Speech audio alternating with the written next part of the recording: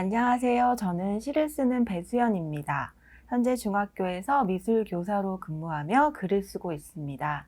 지금까지 3권의 시집을 출간하였으며 세 번째 시집인 쥐와 굴을 작년 21년 5월 현대문학출판사와 함께 한국문학 최초로 시집 NFT로 발행하였습니다.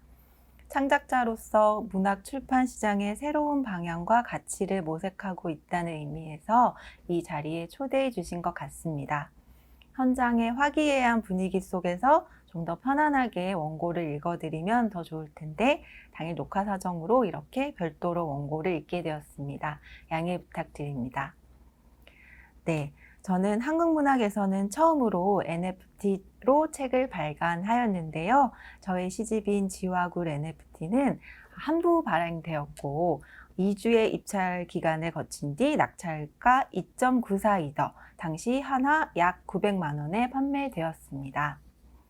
네, 제 쥐와 굴 NFT 화면이 나오고 있는데요.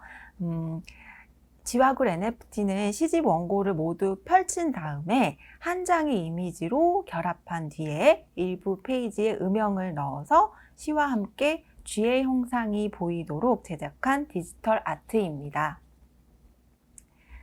네, NFT에 대해서는 2022년인 지금까지는 모두가 학습자라 할 수 있습니다. 이 기술을 둘러싼 이슈와 다양한 시도들이 매시간 폭발적으로 증가하고 있기 때문입니다. 누구나 쉽게 NFT를 만들 수 있고 출판도 할 수 있지만 저는 단지 먼저 조그맣게 해본 사람으로서 그 경험을 나누고 NFT가 출판 문화에 가져올 수 있는 변화에 대해 함께 이야기하고자 합니다. NFT는 간략히 말해 디지털 자산의 원본 증명서이자 소유권 증명서입니다. 블록체인 기술로 구현되며 위변조가 불가능합니다. 작년 5월 시집 NFT 발행 소식과 함께 SNS에 남긴 저의 질문 3가지는 이것이었습니다. 한 권의 시집을 한 장의 미술작품처럼 판매하면 어떨까? 게임 아이템, 트레이딩 카드, 디지털 아트가 대부분인 NFT 시장에 시집 NFT가 가능할까? 과연 NFT는 콘텐츠의 미래일까? 이 3가지 질문 중 결국 가장 의미 있었던 질문은 마지막 질문, 과연 NFT는 콘텐츠의 미래일까? 였습니다. 이에 답하기 위해 시간을 조금 돌려 제가 NFT에 주목하게 된 2가지 계기를 나누고자 합니다. 저는 중학교에서 문학반을 운영하고 있는데요. 하루는 내 인생의 책을 나누는 시간에 Y라는 학생이 커트 보니것의 고양이 요람을 소개하였습니다. 그런데 Y가 이 책을 접한 곳이 바로 헬로 샬롯테라는 게임 속이었는데요. 게임 플레이 중에 본인 캐릭터의 책장에서 그 책을 본 것입니다. 제목을 검색해보니 게임용 그래픽이 아닌 실제 서점에 있는 책이었고요. Y는 자신의 캐릭터가 가진 책을 본인도 갖고 싶었고 그 책을 구매해서 읽고 팬이 된 것입니다. 그런데 만일 Y가 게임 안에서 바로 책을 구매하고 읽을 수도 있게 된다면 어떨까요? 22년인 지금 이미 패션, 음악, 미술 영역의 많은 아이템들은 메타버스 내에서 이와 같은 일이 가능하게 되었습니다.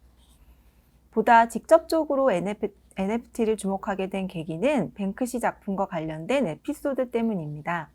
작년 초 영국 예술가 뱅크시의 작품을 둘러싼 해프닝이 세상을 놀라게 했는데요. 뱅크시 작품의 구매자가 실물을 태워버리고 작품 사진을 NFT로 판매해 더 높은 금액에 낙찰시킨 것입니다. 더 이상의 아방가르드는 없을 거라 생각했던 미술계에 이 사건은 마르셀 듀샹의 작품 샘만큼 엄청난 충격이자 문화사적 사건으로 다가왔습니다.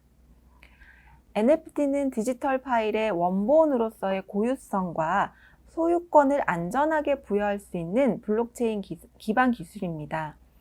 현실에서 실물 재화를 사고 파는 것과 같은 경제활동이 NFT로 인해 디지털 파일 대상으로도 가능해진 것이며 이것이 실물보다 더 큰 가치를 지니는 경우가 생겨난 것입니다. 가까운 시일 내에 NFT 출판물은 종이책, 이북, 오디오북 등의 출판 매체와 함께 공존하게 될 것입니다. NFT 출판물이 다른 매체를 잠식하는 것이 아니라 각 매체가 자기만의 강점을 심화시키면서 서로 지지하고 보완하는 방향으로 변화하리라 생각합니다. 각 매체가 깊이 연계되면서도 계속 고유의 장점과 가치를 지닐 것이기 때문입니다. 그렇다면 NFT 출판물은 어떤 장점과 가능성을 지니고 있을까요? NFT의 핵심적인 특징은 소유권 증명이 가능하다는 점입니다. 작년 봄 NFT 시집 발행을 제안하였을 때 출판사로부터 받은 첫 질문은 이북과 무엇이 다르냐는 것이었습니다. NFT도 이북처럼 디지털 기기로 읽기 때문에 나온 궁금증일 것입니다. 그러나 NFT는 오히려 이북보다 종이책과 근본적으로 더 닮은 점이 많습니다. 종이책은 단지 텍스트 전달의 매개가 아닌 근사한 오브제이자 소장품으로서의 가치를 지니죠. 사람들은 종이책을 지적 정보를 얻기 위한 목적을 넘어 개인의 지성과 취향을 나타내는 상징물이자 조형적 감성적 만족감을 주는 오브제로서 구입합니다. NFT도 마찬가지입니다. NFT는 디지털 파일을 거래하고 소유할 수 있게 해주니까요. 디지털 파일에 내 거라는 도장을 찍어줌으로써 인간의 소유하고자 하는 욕구를 만족시켜줍니다. 그에 비해 스트리밍 대여 서비스로 이용하는 이북은 내 소유의 책이 아닙니다. 다른 플랫폼으로 옮길 수도 없고 중고로 팔 수도 없고 해당 서비스가 중지되면 함께 사라집니다. 싸이월드 도토리로 구매한 음악이나 의상처럼 말입니다. 그에 비해 NFT는 개인 전자지갑에 보관됩니다. 다른 플랫폼에서도 자유롭게 이용할 수 있음은 물론 양도하거나 판매가 가능합니다. NFT는 인간의 수집 및 소장 욕구를 충족시키므로 특별판이나 한정판 도서 그리고 굿즈 판매에 앞서 적용하기 유용합니다. 예를 들어 출판사에서는 특정 작가의 신작 특별 에디션을 300개의 NFT로 제작해서 판매할 수도 있습니다. 인터넷 서점에서는 발매 기념 굿즈를 NFT로 제작할 수도 있겠죠. 모든 NFT가 허무맹랑한 사치품이거나 투기 상품은 아닙니다. NFT에도 상식적이고 합리적인 가격을 책정할 수 있습니다. NFT가 소유권 증명이 가능하다는 데서 파생되는 또 다른 특징은 NFT가 온오프라인의 경험을 연계하고 지원하는 데 적합하다는 점입니다.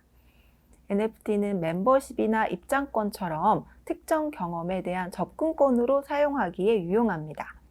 현재 많은 NFT가 커뮤니티 문화를 형성하고 강화하기 위한 목적으로 만들어지기도 하고 동시에 특정 NFT를 소유한 사람들이 자율적으로 커뮤니티 문화를 키워가기도 합니다. 예를 들어 교보문고는 VIP 회원권을 NFT로 판매해서 이들에게 특별한 오프라인상의 혜택을 제공할 수도 있습니다. 이는 NFT가 위변조 불가능한 증명서의 기능을 갖기 때문에 가능합니다. 각 출판사나 독립서점들도 북클럽 멤버십을 NFT로 발행해서 독서 모임이나 신간 성공개 등의 각종 서비스를 제공할 수 있습니다. 아직은 조금 이른 이야기 같지만 만일 NFT로 한정판 도서나 멤버십을 발행하는 것이 아니라 소설 3,000부를 발행한다면 어떨까요? 종이책의 경우 창작자의 인세는 대개 10%입니다. 2만 원의 종이책을 3,000부 판매한다면 작가에게는 600만 원의 수익이 돌아가죠. 소설 한 권을 쓰는데 아무리 적게 잡아도 최소 2년의 시간을 들이지만 일반적인 셀러리맨의 두어 달치 월급도 받지 못하는 것이 현실입니다. 현재 출판 시스템에서는 종이책에서 작가의 몫을 늘리는 데 한계가 있습니다. 하지만 NFT의 경우 인쇄를 비롯한 부대 비용이 절감되므로 창작자의 수익의 비중을 훨씬 높일 수 있습니다. 또한 재판매 시 로열티가 발생하도록 설정할 수도 있는데요. 저희 시집 쥐와굴 NFT의 경우에는 판매 수익의 50%를 작가인 저의 수익으로 책정했고 재판매 시 10%의 로열티를 제가 수령하도록 설정했습니다. 즉 쥐와굴 NFT를 2.94이더에 산 사람이 3.3이더에 작품을 재판매한다면 그중 0.3이더가 작가인 저의 수익이 되는 것입니다. NFT는 창작의 권리와 수익을 확장해 줄 수 있을 뿐 아니라 기획에 따라 독자의 경험과 수익도 확장할 수 있습니다.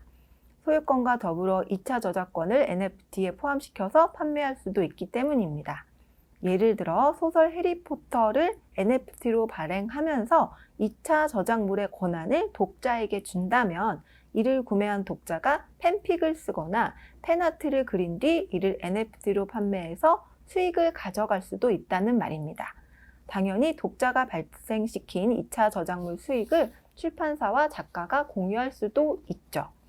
황당하고 급진적인 이야기로 들리겠지만 이것이 1차 저작물의 NFT의 인지도를 더 높이고 팬덤 커뮤니티를 확장하는 강력한 계기로 작동할 수도 있습니다.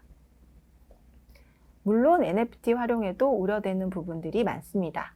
무엇보다 소유권은 보장되지만 판매자의 신용이 보장되지 않는다는 점이 그렇습니다. 예를 들어 이세돌이 아닌 사람이 이세돌인 것처럼 알파고와의 대작 영상을 NFT로 올리더라도 그 사람이 진짜 이세돌인지는 알 수 없다는 말입니다. 이를 보완하기 위해 오픈시와 같은 플랫폼은 판매자의 프로필에 공인 마크를 다는 기능이 생겼습니다. NFT 소유권을 저작권과 혼동하여 소유자가 저작권자의 동의 없이 2차 저작물을 만들어 판매하는 문제도 발생할 수 있습니다. 작년 김환기, 박수근, 이우환의 그림에 대한 NFT 발행이 논란이 된 것이 바로 이 때문이었죠. 이러한 우려를 비롯해 NFT를 장난, 투기, 광풍, 허용으로 보는 부정적인 시각도 만연하죠. 현재 NFT 열풍에는 거품이 분명 존재합니다. 그러나 일일이 나열하지 않더라도 NFT가 역행할 수 없는 조류가 될 것임을 사회, 문화, 경제적 움직임이 보여주고 있습니다. NFT는 상품이기 이전에 기술이기 때문인데요. 막연한 거부감이나 맹신과는 거리를 두고 다시 그 본질을 들여다보면 NFT는 결국 디지털 자산을 가능하게 하는 기술입니다. 조금만 더 시간이 지나면 NFT는 더 이상 우리에게 보이지 않을 것이며 무엇인지 묻지도 않게 될 것입니다. 그저 자연스럽게 디지털 재화를 사고 팔게 되겠죠. HTTP 프로토콜을 모르면서도 웹을 이용하고 와이파이의 개념을 설명할 수 없어도 인터넷을 사용하는 것처럼요. 이미 암호화폐가 없어도 원화나 신용카드로도 NFT를 구매할 수 있는 서비스가 등장했습니다. 콘텐츠의 내용 또한 엔터테인먼트뿐 아니라 다양한 영역으로 확장될 것입니다. 유튜브 콘텐츠가 다양화된 것처럼 말입니다. 영화 레디 플레이 원처럼 실감나는 그래픽의 메타버스가 아니더라도 이미 우리는 온라인과 오프라인을 오가며 살고 있습니다.